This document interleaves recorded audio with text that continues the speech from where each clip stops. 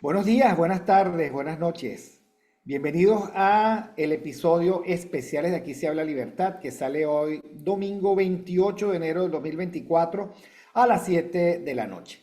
Como siempre, arrimados al canal de YouTube de José Domingo Blanco y Erika Mendoza Tobar, Mingo TV. A José Domingo Blanco lo consiguen en X como @Mingo piso 1 y a Erika Mendoza Tobar como @Ementov. Como siempre, gracias a la producción ejecutiva de Catherine Manzano. Y hoy tenemos un invitado muy especial, nada más y nada menos que el profesor Eli Abalian, que también lo pueden conseguir en X como Abalian Eli, si mal no recuerdo, ¿no? Así Como es. Abalian. Bienvenido, profesor. Y me encanta conversar con usted porque ayer, en una de sus reflexiones en X, decía que una afirmación que yo quiero que usted desarrolle. Venezuela no es el ombligo del mundo. ¿Qué significa eso en este momento? ¿Por qué el mensaje dado ayer precisamente? Y entonces, ¿cómo es el mundo? ¿Cómo está? ¿Qué es lo que está pasando en el mundo? Bueno, primero, feliz año, que ya está terminando el mes de enero. Y le deseo a todos los que nos ven y a todo el mundo un buen año del 2024. Y gracias por invitarme una vez más. Gracias. Lo aprecio mucho. Mira, ¿por qué no somos el ombligo del mundo? Pues no lo somos. Quizás en alguna época nosotros pensamos que sí lo éramos. Y lo fuimos a partir del momento en que Venezuela se convirtió en 1928 en el primer país exportador de petróleo. Tanto dinero entró a las arcas nacionales que el benemérito fue capaz de cancelar la deuda externa que nos había puesto en riesgo a principios del siglo pasado, cuando bombardearon A el, uh, finales del siglo pasado. a finales, no, No, a principios del siglo pasado, no, a no. Estamos principios en el del siglo 21, XX. usted tiene razón, en el Así es. siglo XX. Bueno, hoy yo le contesté a un tuitero, decía que ni siquiera por el petróleo. Bueno, Víctor, Guyana tiene 800.000 habitantes. En el 2015 prácticamente no conocía del negocio petrolero. Bueno, en el 2008 empezaron las exploraciones en el offshore en Guyana. Hoy Guyana, con 800.000 habitantes, produce más que nosotros. Produce 800.000 barriles diarios. Y para Un 2027, barril por habitante, un ¿no? barril por habitante. Imagínate. Y en el año 2027 se proyecta que producirán más de 1.200.000 de barriles diarios. Entonces, partiendo de ese punto, ni siquiera desde el punto de vista petrolero ya somos nosotros importantes para el mundo. Fuimos fundadores, fuimos los que promovimos la creación de la OPEP a través de no solamente Juan Pablo Pérez Alfonso, sino que eso empezó mucho antes. El primer contacto con Irán se produjo en 1947 y la visita que hace eh, Venezuela con Carlos Delgado ¿cómo se llama? Salvó. Chalbo, de presidente de la República, bueno, la hace durante ese régimen, durante el mandato de Carlos Delgado Chapín, cuando mandamos a una delegación al Medio Oriente. Fuimos nosotros los que dimos el primer paso en lo que en 1960 se convirtió en la OPEP. Entonces, en realidad, hay hechos históricos que nos hicieron ver que somos muy importantes y lo fuimos. Pues hoy no somos tan importantes. Es más, si Estados Unidos tuviera que evaluar riesgos geopolíticos, energéticos, etcétera, entre un país pequeño como Guyana y un país como Venezuela, que tiene prácticamente 27, 28 veces la población de Guyana, pues desde el punto de vista, por lo menos energético, bueno, preferirán estar del lado de Guyana. porque también la política y la geopolítica son intereses económicos, tecnológicos, etcétera. Entonces, yo parto con ese comentario al final, cuando cierro mi tweet, parto de lo que dijo en estos días María Corina. No es secreto para nadie que yo simpatizo y apoyo humildemente a María Corina. Solo que lo hago en primer lugar porque es la única líder venezolana que no titubea cuando expresa su compromiso con Occidente, con sus valores. No hay otra sino María Corina y por eso yo me comprometo, en primer lugar. Hay otras razones, pero esa es la principal. Bueno, ella se refirió en estos días a la comunidad internacional. Bueno, la palabra comunidad internacional es un término muy vago. ¿Cuál comunidad Y internacional, tiene Mauricio? poco de comunidad, ¿no? A menos Exactamente. de que sea la comunidad del tipo Aquí no hay quien viva. Esa célebre serie española que no sé si usted vio alguna vez, que se planteaba en un edificio, bueno, que aquí no hay quien viva, pues. Cada departamento era una historia que podía entrar rápidamente en conflicto con los demás, pero no solo eso, sino que lo común terminaba siendo saboteado constantemente por los intereses de cada uno de ellos. Entonces, claro, esa visión idílica de la comunidad internacional, que por ejemplo se representa tal vez en los organismos multilaterales como las Naciones Unidas, bueno, tiene unos innegables lunares de intereses, ¿no? Ya me comentará usted la Oficina de las Naciones Unidas para Palestina, ¿no? Que Sí. terminan ellos denunciados por ser algo más que patrocinantes de Hamas, ¿no? Pero ya hablaremos de eso. Entonces, eso de la comunidad es una frase muy vaga. Es un término muy vago. Por supuesto, lo utilizan los políticos y o sea, yo no la critico por eso. Sin embargo, hay que tener muy claro que la comunidad internacional incluye a Occidente en primer lugar y en Occidente incluye aquellos países que están comprometidos en las estrategias y en el macroproyecto occidental de Estados Unidos. Pero en la comunidad internacional está China, está la India, está Rusia, está Sudáfrica, está Irán, Norcorea. Y en eso está lo que llaman el Global South, el sur global, que ese es un término aún más vago que el anterior de la comunidad internacional. Porque yo me imagino a la India siendo una parte importante del Global South, del denominado Global South. India es muy importante e India, de los países del sur, es el país, es el pueblo quizás más cercano a llegar a identificarse con los valores de la paz, con los valores de la libertad, si uno los trabaja. Porque India ha demostrado tener, de hecho, lucharon y resistieron la opresión islámica, no siempre, porque hubo gobernantes musulmanes muy buenos por el pueblo hindú, pero la mayoría fueron inclementes. Y aún Bueno, así de hecho, la división entre la India de Gandhi, ¿no? Entre India y Pakistán es se produce precisamente a partir de porque allí. India es hindú y Pakistán es musulmana. Así es. O sea que no se puede tampoco hablar del Global South como si fuera una unidad monolítica. Ahora, ¿a Y quién se refiere? cercana, sobre todo, una Exacto. unidad monolítica y cercana. Nosotros de la India tenemos las medicinas que además son de todo tipo. Yo conversaba alguna vez con un empresario mexicano de medicamentos y me decía, lo que pasa es que en la India hay grandes laboratorios y hay laboratorios de garaje, ¿no? Sí, Entonces, que definitivamente son un fraude. así es. Y América Latina, yo, después que él me dijo eso, me dedicaba a que compraba mis medicinas hindúes y trataba de ver qué laboratorio lo hacía. Y bueno, la verdad es que hay cero información, hay unos laboratorios que son de fachada, ¿no? Entonces lo Así. digo simplemente porque ahí hay un interés, la India tiene su interés, la India habla en su idioma, tiene su propio flanco geoestratégico y se vincula con América Latina a través del BRICS, ¿no? Que usted comentaba la otra vez, ¿no?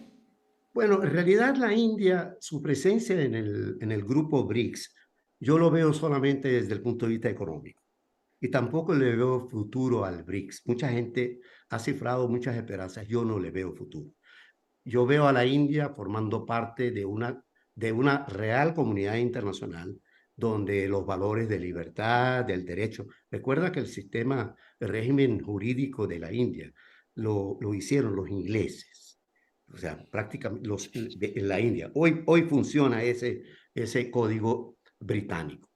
Pero volviendo al punto, si María Corina se refería a la comunidad internacional, eh, me imagino, y yo le he leído a otros tuiteros muy importantes a quienes respeto, donde prácticamente descalifican al Departamento de Estado de los Estados Unidos en el manejo de la cuestión venezolana. Mira, Estados Unidos, como dijimos hace poco, es el país más importante, es el líder del mundo, no tiene solo el problema de Venezuela. Yo estoy completamente convencido de que los estadounidenses, tal como han trabajado por la libertad de los coreanos, por la libertad de los japoneses, por la libertad de los europeos, ellos también confían en trabajar por nuestra libertad, pero no en las circunstancias, en las condiciones que nosotros requerimos, porque ellos tienen las suyas y las suyas son globales y la nuestra es local y cuando mucho regional. Ni siquiera, yo creo que ni siquiera una respuesta adecuada al castrismo en América Latina es que las fuerzas, diría yo, convencionales, conservadoras, las fuerzas que de verdad creen en la libertad y el derecho, deberían coordinar esfuerzos de una manera más efectiva para confrontar el castrismo. María Corina está hoy sola en América Latina. ¿Y por qué digo sola? Porque la llamada, y lo voy a decir con nombre y apellido, la denominada o autodenominada plataforma unitaria pretende tutelar a María Corina. Y ella no tiene forma de zafarse. Ese es un dilema. Entonces, no somos el ombligo del mundo porque los Estados Unidos lo manejan en función de no solamente de sus intereses, sino de su estrategia global, y ven que Maduro puede causar problemas en América Latina, agregando un cuarto punto caliente a los tres que ya existen en el mundo. Esos son problemas. ¿Cuáles son los tres puntos calientes que usted identifica? El primero es el de Ucrania, que es el reflejo del reinicio de la Guerra Fría. El Claro, segundo que está allí, está pasó allí. de moda, si quisiéramos decirlo, No, ¿no? no, pero Como está todo en allí. esta época, pero No, está no, allí, ¿no? está allí, vigente. Y sigue caliente. Sigue siendo caliente. Hay otro punto reciente que hizo que fuera menos caliente o fuera visto como menos caliente el de Ucrania, lo que acaba de ocurrir hace 3 meses en el Medio Oriente, cuando el Hamas llevó a cabo esa tragedia de la muerte y secuestro de israelíes. Eh, y el otro punto que ahora vuelve a salir a flote con las elecciones que ganó de nuevo el partido de gobierno en Taiwán y los chinos insisten en recuperar por cualquier medio. Yo leo todos los días sobre ese asunto y no hay forma que ahora, en las condiciones actuales, que China recupere militarmente a Taiwán. A lo mejor cambian en el futuro las condiciones, pero lo que he leído a estrategas dicen que no es posible en las actuales condiciones. Entonces, y tenemos aparte de eso el conflicto de Guyana, el conflicto de la Guayana Esequiba, que nosotros legítimamente reclamamos. Que Claro. por cierto, el chavismo hizo algo similar a lo que hizo el doctor Rafael Caldera.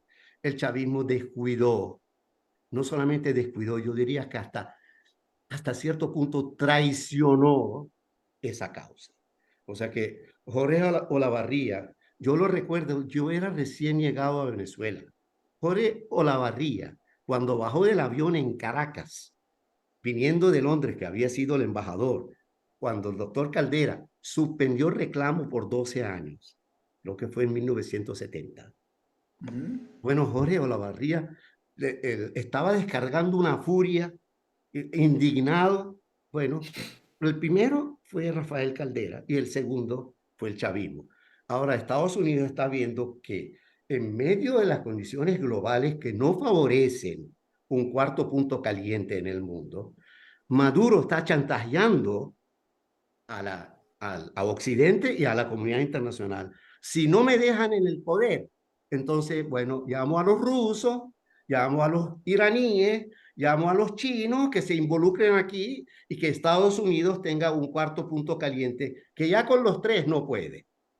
Entonces, Y Yemen, ¿no? Yemen está por allí bueno, también. Yemen es el punto caliente, es el Medio Oriente en realidad, no es Gaza. Claro. O sea, él O sea, el Medio reventó Oriente Gaza. tiene Israel, Gaza, Yemen, No, es que el por lo Medio menos. Oriente tenemos Israel por una parte, tenemos la autoridad palestina y tenemos países árabes que han reconocido a Israel y que tienen frontera con Israel, que son Egipto y Jordania. El Líbano tenemos a Hezbollah, siempre creando problemas, siempre. Y tenemos también a Siria, aunque esta vez el sirio se mantuvo calmado porque está bien diezmado. O sea, su arrogancia y su soberbia de ir a una guerra civil de más de una década lo diezmó al final. O sea, al final no hay, desde ese punto de vista, no hubo ganadores, porque ¿No? Siria Pero se mantuvo en el poder este señor, ¿no? sí, hoy se mantiene en el poder, pero muy desmado. No tiene margen de maniobra, no tiene grado de libertad. De hecho, los americanos piensan salir incluso, porque ya ellos lo ven a él inofensivo. Se convirtió en un adversario de Estados Unidos, pero inofensivo. No puede hacer nada, no por bueno, sino porque ya no puede. Entonces, Porque está absolutamente arruinado, pues, ¿no? está completo, arruinado económica, social, territorial, política y geopolíticamente. O sea, el Assad está muy mal, él y su clan. Ahora, si estas son las condiciones internacionales, pero las condiciones domésticas tampoco son halagadoras, porque quien sale en defensa, fíjate que el líder legítimo, que fue legitimado en octubre, creo que fue el 22, 22. es María Corina. Y yo soy una de las personas que reconocen y que están dispuestos a defender esa legitimidad. Pero ¿quién sale a defender y a decir que nosotros somos los que vamos a... Blind, Gerardo Blind, ¿quién eres tú? Además, yo acabo de pasar un tweet donde decía, bueno, esos acuerdos de Barbados no son entre dos partes ilegítimas. O sea, ¿quién es el legítimo? El régimen no lo es porque Maduro usurpó las elecciones en 1920, si mal no recuerdo, o en 1918. Y la oposición, bueno, tú y yo sabemos muy bien cuán fracasado es ese elenco de la autodenominada plataforma unitaria. Entonces, María Corina tiene que tomar en cuenta no solamente la comunidad internacional, sino la comunidad nacional. ¿Quién es? ¿Cómo basa su legitimidad? ¿Sobre quién? ¿Sobre Geraldo Blight? ¿Sobre Leopoldo López? Bueno, María Corina tiene que ir deslastrándose y zafándose de todos esos vínculos. No es fácil, pero tampoco es imposible si ella se monta en esa estrategia. Entonces, que no vayan a echarle la culpa a la comunidad internacional. La solución está aquí. Pero creo que usted da en el clavo cuando dice, la comunidad nacional internacional es el marco de referencia, pero la mayor responsabilidad está en Aquí. cómo se hipanan estrategias y alianzas. Sí. Cualquiera que se alíe al vacío termina, digamos, chupado por ese vacío. sí, Y me gusta mucho lo que usted dice, bueno, dos contrapartes ilegítimas que para mi gusto termina siendo la misma, se sientan a negociar al país, no por así el es. país, sino al país, para quedar ellos como contraparte. Y uno lo oye a Gerardo Blade y bueno, y uno dice, pero qué maravilla, qué perfección. Ok, casi que hay que desalojar todo el Panteón Nacional para hacerle un gran altar a Gerardo Así. Blay. Y cuando uno se pregunta, bueno, ¿en nombre de quién negocias? ¿Qué negocias? ¿Por qué negocias? ¿Con qué fuerza negocias? Uno cae en cuenta que esa es una trama de las muchas tramas que tiene el ecosistema criminal para mantenerse en pie, diciendo, y no, nada, ayer, por ejemplo, sábado, lo que ellos terminaron diciendo es, tenemos este incordio, pero vamos a seguir negociando y empiezan a decir porque necesitamos la fecha, porque necesitamos el cronograma, porque necesitamos esto y aquello, y este incordio, los dos haciendo, las dos partes que son una, haciendo jurando por un puño de cruces que no se van a levantar de la mesa. Entonces, a mí me parece que América Latina tiene no solo América Latina, pero siempre me gusta referir a América Latina, un tipo de pelea falsa que es la lucha libre, ¿no? Lo que llamaban en Venezuela el cachacascán, ¿no? Que se dicen que se pegan, pero no se pegan. Que se dicen que van a una pelea, pero no es ninguna pelea, es un espectáculo. Yo creo que los venezolanos tenemos que empezar a diferenciar la dosis de espectáculo a la que estamos sometidos y que quieren hacernos pasar como un reality show. No, es un espectáculo. Y realmente no hay muestra de realidad ni en el mejor reality show. Todo está pactado. Ahora, profesor, Estados Unidos, de nuevo como marco referencial del mundo, la Unión Europea, ¿cómo cree usted que van a ir tramitando estos puntos calientes? ¿Cuál es su mirada? ¿Cuáles son sus puntos frágiles y cuáles son sus fortalezas? Bueno, antes de pasar a este punto, yo quería solamente resumir. María Corina hoy se encuentra entrampada entre la comunidad internacional y, estos actores nacionales, estos actores ilegítimos nacionales. No sé cómo hará para salir de la trampa. Ella tiene un capital, su liderazgo es legítimo, a ver cómo lo usa para romper la trampa. ¿Y qué Cualquier cosa. recomendaciones le daría a usted? Porque efectivamente yo coincido con usted, ella está entrampada, le quedaron mal los amigos de la comunidad internacional, sus negociaciones complejas no le garantizaron nada,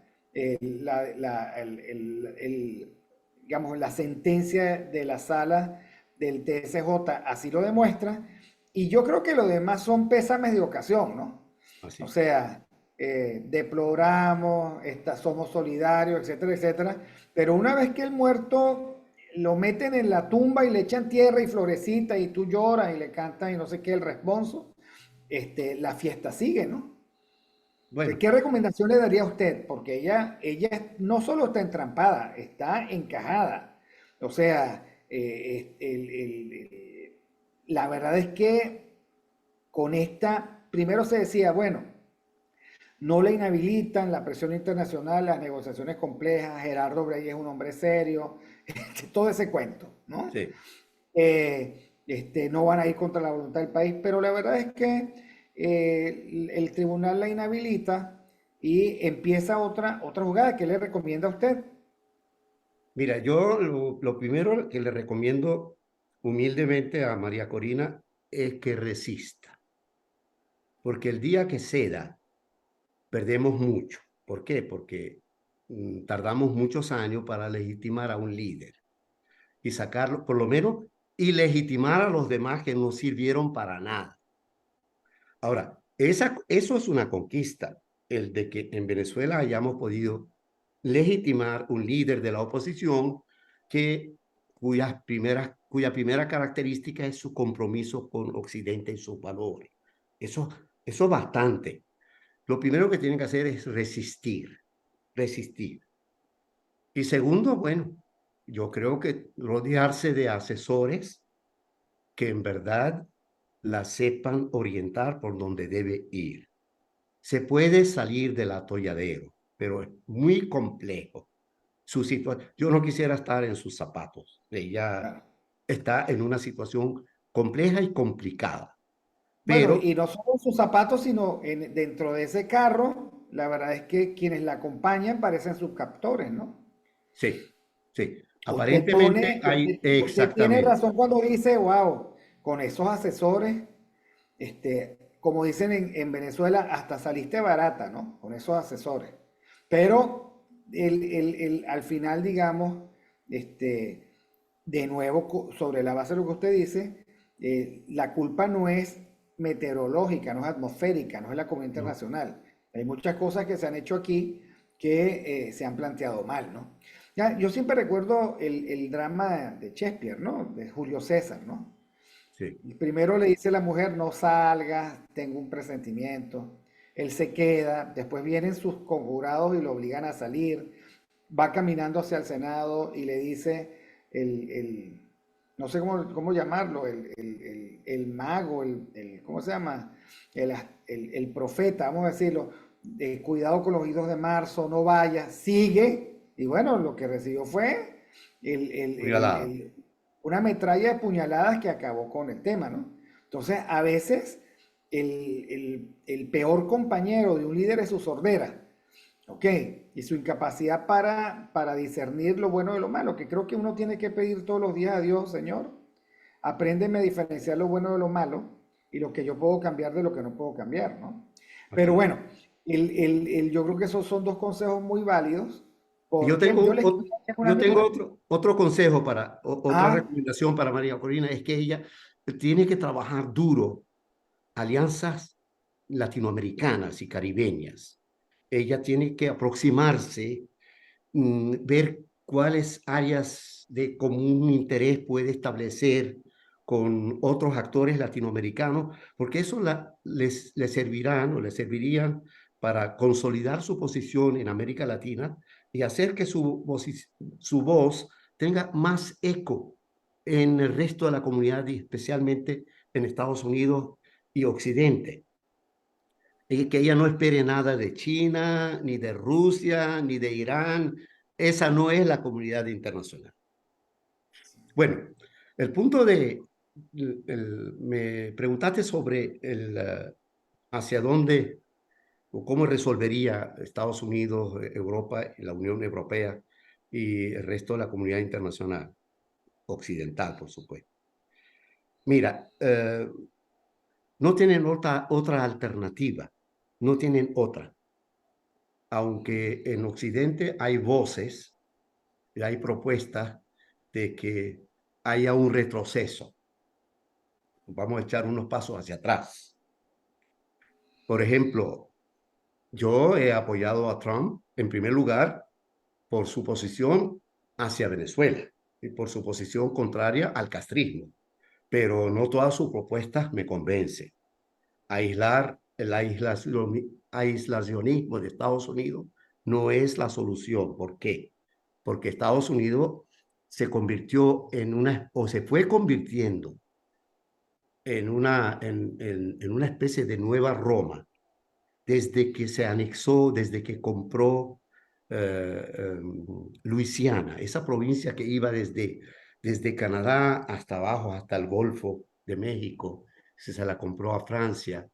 Desde entonces se vio que, y particularmente después de que finalizara la Segunda Guerra Mundial, de que se trata de un país que al lado de sus intereses como nación pone la defensa de la libertad y el derecho al mismo nivel y quizá en un nivel superior. Y lo hace no tanto por la ambición o por la codicia de ser el líder del mundo, sino porque si tú no trabajas para promover la libertad y el derecho y los derechos humanos, etcétera, en el resto del mundo, vienen después los abusadores a abusar de tu propia población. O sea, es una forma de prevención de prevenir que te ataquen mañana. la única manera para garantizar que la libertad y el derecho permanezcan en Occidente es seguir la ofensiva hacia el este. No hay otra solución. Esa ofensiva no tiene que ser militar. Lo puede ser y lo ha sido, pero también puede ser diplomática. De hecho, la Guerra Fría terminó en una caída prácticamente pacífica de todo un conjunto de regímenes totalitarios y casi todos, excepto Bielorrusia, como aliado en Europa de lo que fue la Unión Soviética, excepto Bielorrusia, todos los demás países o forman parte de la OTAN o forman parte de la Unión Europea o están en camino. O están casi todos, excepto Bielorrusia, en contra de la posición de Putin. Así que no tienen otra alternativa que seguir. Y tienen que seguir ampliando el compás, no solamente a países occidentales y cristianos. No, ahora la lucha por la libertad y el derecho también incluye a otras religiones y a otras etnias. Los japoneses, por ejemplo, los coreanos, por ejemplo, los taiwaneses. O sea, nosotros podemos seguir incorporando, manteniendo nuestro cristianismo, no imponiéndolo sobre los demás, pero sí exigirle en esa marcha de Occidente, exigirle al resto del mundo, si no hay libertad y derechos humanos en tu país, cuenta, vamos por ti. O sea, no vamos por ti porque no eres cristiano, no. Si tú no tienes libertad y derechos humanos para tu pueblo, vamos por ti, porque si te permitimos que lo hagas con tu pueblo, mañana vendrá a hacerlo con el nuestro. No, esa debe Bueno, ser. que es lo que, es lo que pasa con las migraciones masivas a Europa de pueblos musulmanes y africanos, Así es. frente al cual Europa luce desvalida porque Europa se ha desprovisto de principios, valores y fe, y el relativismo va a terminar jodiendo a Europa, porque para ellos todo vale lo mismo hasta que, digamos, ocurren estos espectáculos en la calle de violación de mujeres, de maltrato, de violencia o de ocupación militante de calles para profesar otra fe, pero como desafío al status quo cristiano. Y uno nota como Europa, digamos, totalmente flácida, débil, simplemente porque no le da la gana asumir que sus principios y los principios de Occidente son los del cristianismo. Bueno, lo que pasa es que también los líderes de Europa y algunos líderes de Norteamérica, eso se ve mucho menos en el mundo anglosajón, pero en el mundo europeo, sobre todo latino y católico, se ve más. Se ve esa permisividad para con, no para con el Islam. Si usted va a venir a mi país, usted lo puede hacer, incluso puede conservar su credo, porque no tengo por qué imponerte otro, pero no pretenderás imponer el tuyo sobre el mío. Cuando tú viniste del exterior a mi país, yo te di refugio. Bueno, ese es el gran fracaso de muchos de los líderes de Europa. Estados Unidos, yo no soy anti-musulmán, yo me crié como cristiano, me crié entre musulmanes, entre jóvenes musulmanes. Pero es una bendición desde el punto de vista político, geopolítico, estabilidad social, cultural, etcétera, que en América Latina nosotros no tengamos exceso de musulmanes. El país que más musulmanes tiene es ¿cómo se llama? Surinam. Surinam tiene apenas el 15% y no vienen de los países islámicos, sino que vienen del origen hindú, de las partes islámicas del subcontinente hindú.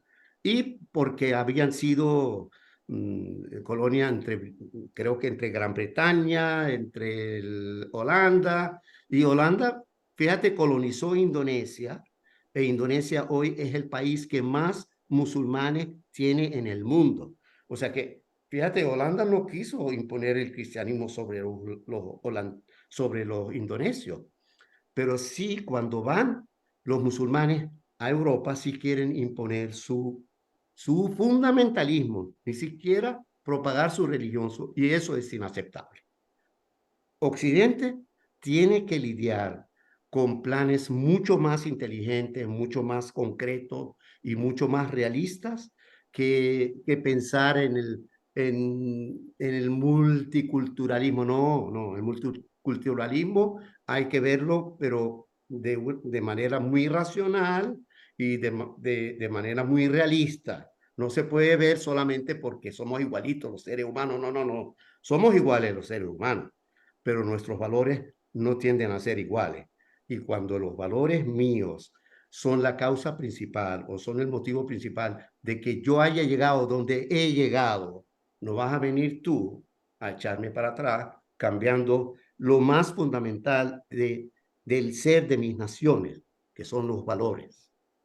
Es así, es así. Ahora, cuénteme usted, entra en el escenario de noticias un país como Yemen, ¿no?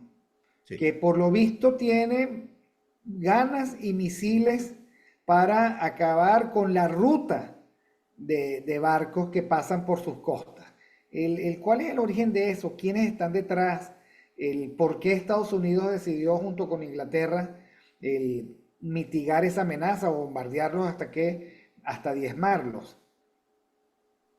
Fíjate, cuando ocurre lo del 7 de octubre, eso fue una especie de jorrón para Irán, porque jamás, aunque son musulmanes sunitas, responden en primer lugar a las estrategias de Irán.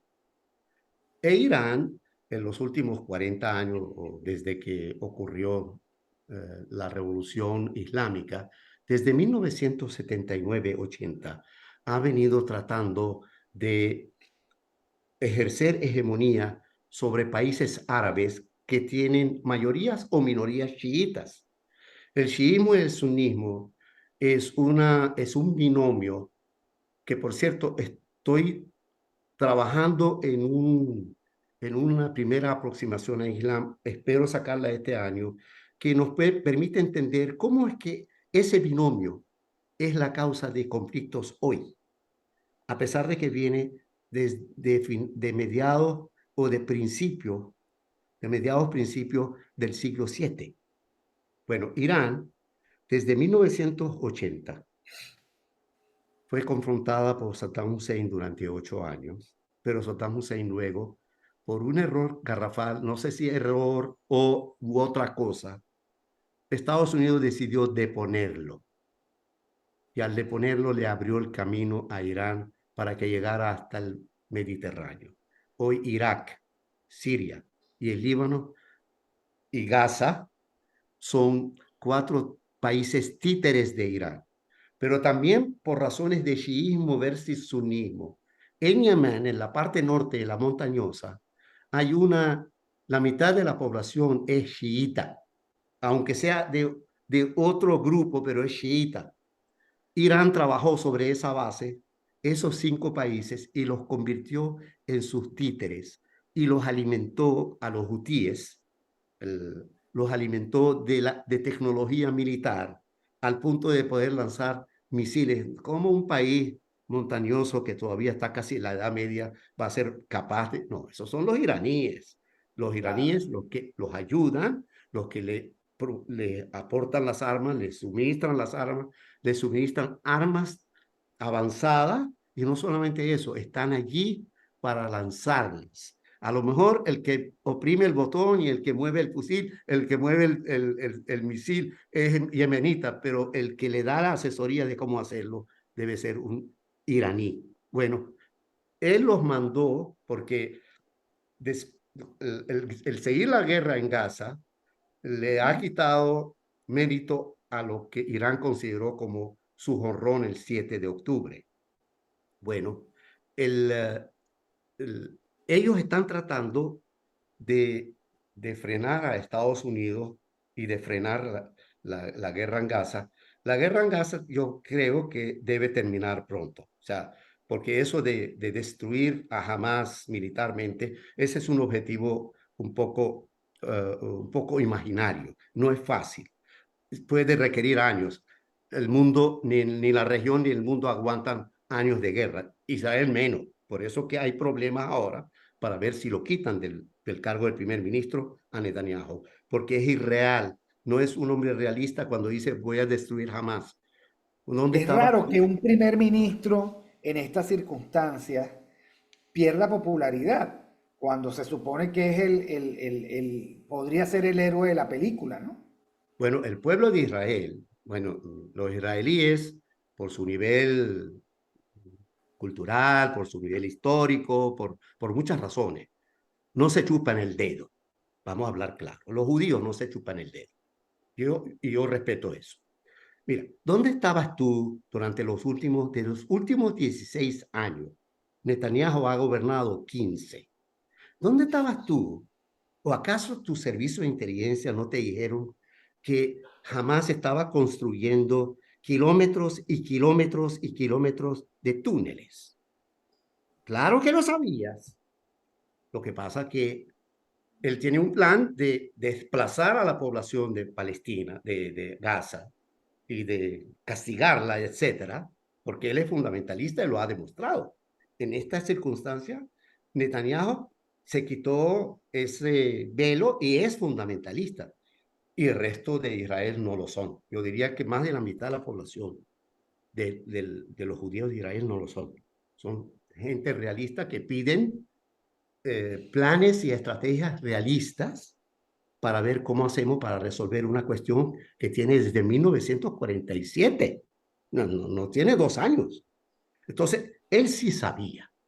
Y no fue una sorpresa para él lo del 7 de octubre. Yo lo digo con toda responsabilidad. Él sabía, no todo su gobierno, pero él sí sabía.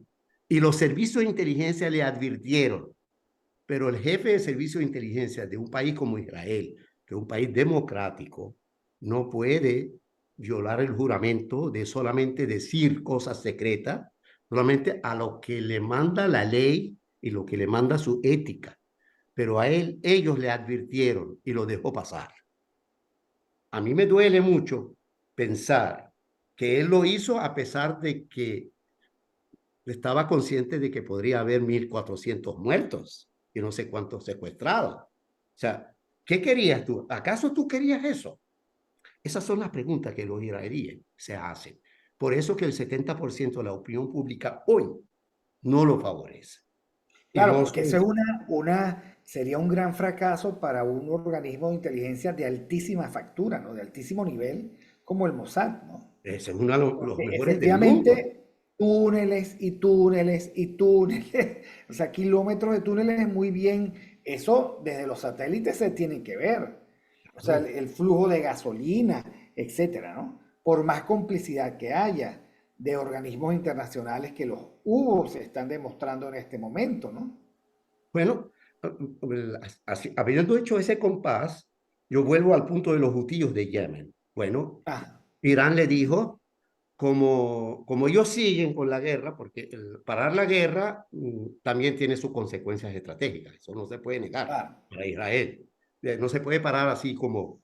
Entonces, empiecen a bombardear la navegación mercantil, la Mercante. marina a los buques de la marina mercante para ver si presionamos a que pare la guerra, ¿no? Y acepte las condiciones de Hamas. Hamas llegó, o sea, se atrevió hace poco a pedirle que los dejen como administradores del sector.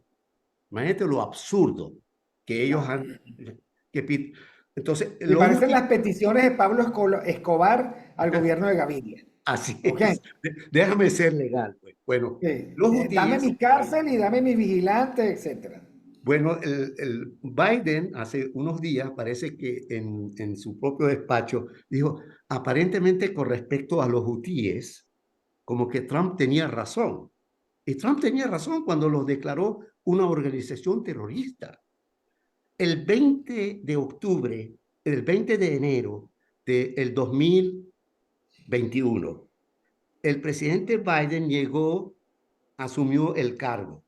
El 21 eliminó, borró la calificación de terroristas a los Bueno, hutíes. porque ese fue el día más tenebroso de la gestión de Biden, que ha sido Así, patética. así Porque es. él tenía unas carpetas, así como 50 carpetas, con lo que quería demostrar que él quería derogar la gestión de Trump. Sí, Y por supuesto, cualquier gobernante que demuestre que ese es su proyecto político está equivocado. por supuesto. Entonces, eliminó el petróleo por fracking, eliminó todo lo que podía eliminar de Trump, trató de hacerlo, y ese capricho le está costando a su administración en costos políticos y económicos tal vez muy altos, ¿no? Pero Así me es. pareció el día más necio de una administración de verdad que no hay forma de salvar, ¿sabes? No hay Así forma es. de salvar. Porque cuando el líder de una organización como esa es tan débil, tan frágil, tan senil, bueno, cuando el jefe no está, los ratones hacen fiestas, cuando el gato no está, ¿no? Que fue lo mismo que pasó en Venezuela cuando ellos supieron que su jefe estaba condenado a muerte. Bueno, Ujú, nunca hubo un saqueo más masivo que en ese momento. ujú. Entonces, allí, digamos que yo no sé si usted estará de acuerdo, porque el experto es usted, que se huele la debilidad dirigencial del titular de la Casa Blanca. Se huele. Lo olió Putin. Eso le generó digamos, fue parte de su mal cálculo. Y se lo huelen todos los enemigos, ¿no? Todos los Bueno, enemigos. lo que pasa que, fíjate, él, él puede seguir siendo demócrata, puede seguir siendo liberal, puede seguir siendo flexible, pero afortunadamente para los americanos, que su nación es una democracia, es una república institucional, es Así una es. república donde las cosas funcionan y cada quien tiene sus deberes y sus derechos. Bueno, cuando se produce lo de Putin, bueno, hoy quien manda realmente en cuestiones estratégicas no es Biden, manda el Pentágono, mandan Claro. los militares, y no mandan porque quieren abusar de su pueblo como hacen las dictaduras, no, mandan para defender los intereses de su país. Y los intereses de su país dicen que hay que parar a Putin. No solamente de su país, porque los militares americanos tienen no solo juramento para con su país, sino juramento para con la libertad y el derecho, y los derechos humanos. Ellos dirán, tenemos que cumplir con el juramento, hay que parar a Putin. A Biden no le gusta, bueno, no le gustará, pero nuestra institución dice eso y hay que respetar. Hoy, a pesar de que hablan de que los americanos y los occidentales no siguen apoyando a Ucrania, eh, Ucrania no va a perder la guerra. ¿Por qué? Porque ya Putin perdió el objetivo más importante de su agresión. Cuando él demostró con todo su poder supuestamente que no podía en los primeros meses y se quedó en un pantano, eso lo descalificó. Entonces, el presidente Biden no le queda otro remedio. De hecho, hay una cosa que se me había olvidado. Israel es un proyecto país que forma parte del macroproyecto occidental. De hecho, Israel se hace país formalmente debido a una resolución de aquella ONU que fundó Truman, de aquella ONU, que es muy diferente de la ONU de hoy, donde los funcionarios se compinchan como pasó en Gaza, ¿no? Por ejemplo. Ahora, Israel en 1947, creo que fue el 29 de octubre, algo así, Israel tuvo reconocimiento de la Asamblea General de que ella tenía un Estado judío. Y luego, el primer país que reconoce a Israel de facto fueron los Estados Unidos. Parece mentira. El primer país que la reconoce de facto y de jure fue la Unión Soviética. La Unión Soviética después se convirtió en amiga de los árabes. Las Ya, contradicciones, la geopolítica. O sea, el, Israel le debe mucho a Estados Unidos y al macro proyecto occidental. Que no se equivoquen algunos de sus líderes. El proyecto Nación de Israel no está por encima del macro proyecto occidental. Hay que supeditarlo. Ellos no pueden hacer su proyecto solo, no pueden hacerlo, y ni deben hacerlo. Además, para empezar, debe haber gratitud. Bueno, Biden vacila en eso, pero en Estados Unidos existe bastante voluntad, solo que el lobby judío también hace su trabajo, de que en el Medio Oriente haya una solución de dos estados, un estado de Israel que pertenece a Occidente y un estado palestino desmilitarizado, para que gente como Hamas, con su odio que no se le puede quitar de la noche a la mañana, eso requiere décadas, bueno, no dispongan de armas para convertir el odio en tragedias, como claro, ocurrió porque es hace que tiempo. cruzan una calle y están en el otro lado, ¿no? Y Exactamente. secuestran y cruzan la calle, es una cosa Oye, insólita. no, y Ahora, viven juntos en la orilla así occidental. es, tienen que vivir juntos, ¿no? Una última cosa, profesor, antes ya de irnos. Venezuela, política y petróleo. O sea, estamos viendo cómo, digamos, se está tratando de revitalizar el negocio petrolero. ¿Qué nos puede decir al respecto? ¿Qué alcance tiene? ¿Va a tener sentido? ¿No va a tener? Mira, el negocio petrolero para Venezuela dejó de ser lo que escribió Betancourt, Venezuela, política y petróleo. Ya no más. Sin embargo, como tenemos petróleo, podemos incursionar agresivamente de nuevo en el negocio. Y sería desde el punto de vista económico, más ya no geopolítico, pero desde el punto de vista económico y hasta político, sería muy interesante que lo hagamos en forma agresiva. Pero quien lo vaya a hacer y le recomienden privatizar, ahí empieza su primer error, su primera equivocación. Lo que a Venezuela le hace falta es, de nuevo, apertura petrolera y no privatización, no, apertura petrolera, que venga el mundo entero a invertir aquí, como lo hizo Guyana. Guyana trajo a la ExxonMobil, trajo hasta los chinos. Los chinos están metidos en el negocio de Guyana y son aliados de Maduro en contra de Guyana. Fíjate, esos son los chinos, ese es el Global South al cual se refieren mucha gente. Bueno, el negocio petrolero lo que requiere en Venezuela es apertura. Y si lo abren, echamos para adelante un tremendo negocio y el Estado tendría como, el Estado también con su empresa lo puede seguir haciendo, no hay problema, pero no lo puede hacer solo. Tiene que haber Y otros no lo que lo puede hagan. hacer sin verdaderos técnicos. O sea, Así no lo es. puede hacer si eso no es una empresa, sino cualquier otra cosa. No, y no, Esa marca de Rafael Ramírez, de que PDVSA es roja rojita, etcétera, etcétera, acabó con una condición de las organizaciones que es precisamente la experticia y el mérito. Eso que llama la meritocracia que se ha usado, creo que bien y se ha mal, ¿no? abusado de él, pero funciona. La Claro, pero meritocracia es necesaria. fundamentalmente es, tú no puedes sustituir un técnico en perforación por un militante del PSV de Anaco. No puedes, no Bueno, puedes. eso a lo interno de PDVSA, pero ¿cómo es a lo externo cuando PDVSA, siendo empresa del Estado, porque un futuro gobierno, por ejemplo, teórico de virtual de María Corina, ella no puede privatizar PDVSA, porque si lo hace, entonces entramos en un mundo de arroz con mango.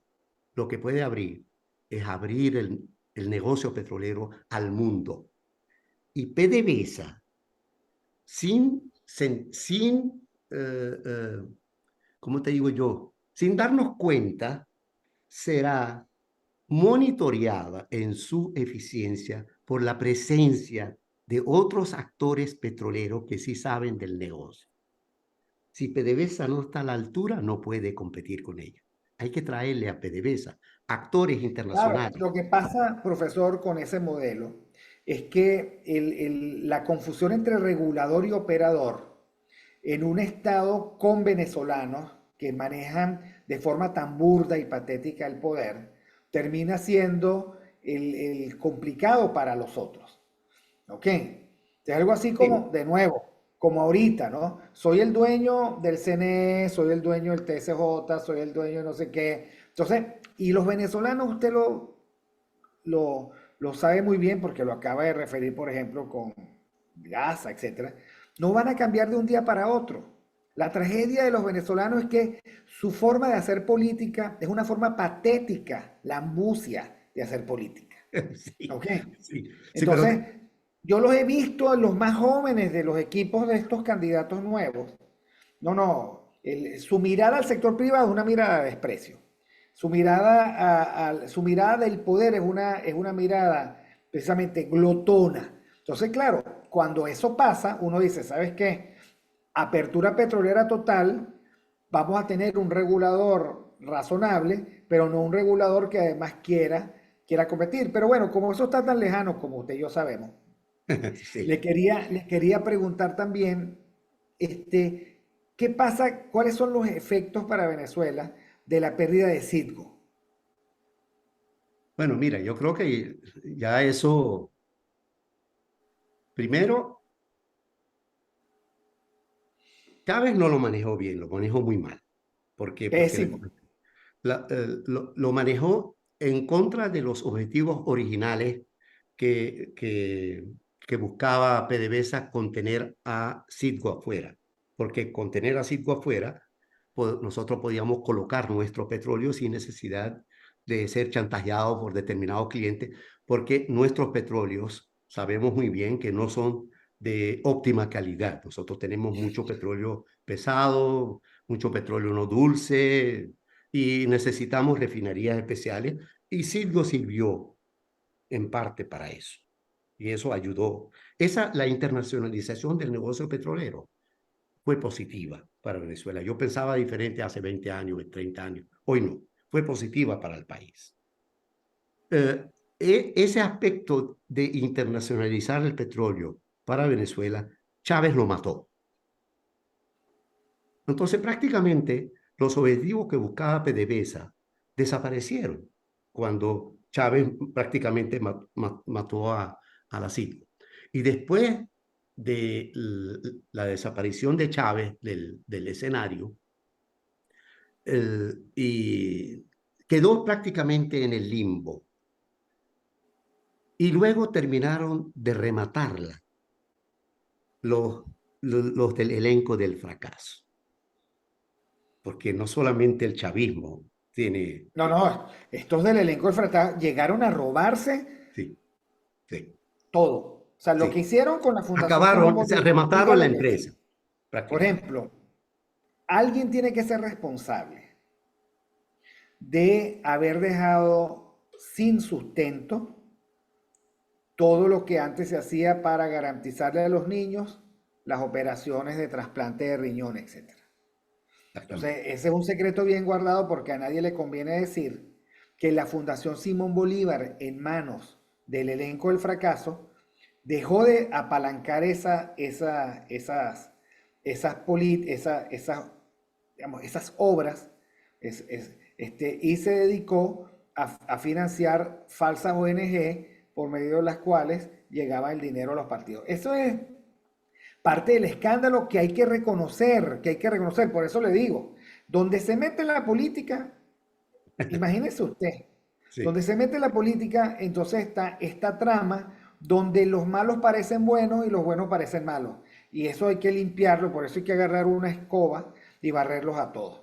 Bueno, querido profesor, muchísimas gracias por haber estado con nosotros. Estuvo una conversación maravillosa, que nos recuerda, sí, que no somos el ombligo del mundo. No sabemos si el mundo tiene ombligo, pero en el caso de que lo tuviera, no seríamos nosotros. Ok. Muchísimas gracias al profesor Eli Abalián, arroba Abalián Eli en X. Búsquenlo, además es un tuitero muy activo y muy amable y muy pedagógico. A ustedes, por favor, les pido que se suscriban al canal de Mingo TV, le den like al programa y además lo difundan y le den clic a la campanita de tal manera que cuando vengan nuevos programas ustedes sean los primeros en ser avisados. Muchísimas gracias a todos y pasen buenas noches o buenos días Bueno, o buenas tardes. fue Gracias, un profesor. placer.